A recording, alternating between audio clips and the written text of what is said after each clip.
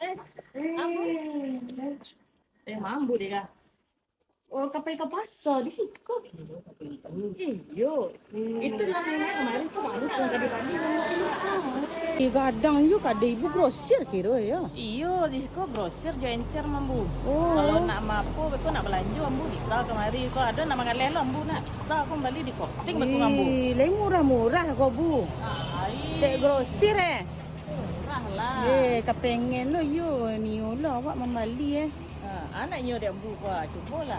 Yo. Anak nyo dia ambu. Yo, ranca-ranca barang ibu mabu. Iyo, kok kami baru kamu buka loh gua. Dia baru buka gua pasti lah padek mana padek ibu kini lah.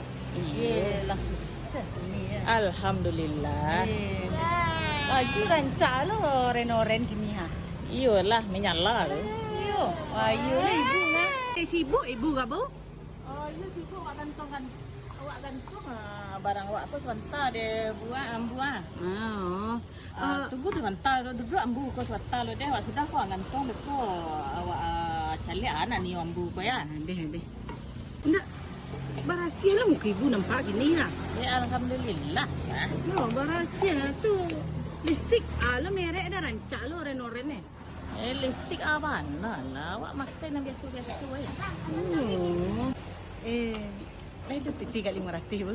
Ande, kamari baru buka kan dan lu pitih nama salah. Kok lah ya hadu pinjam lu salayok.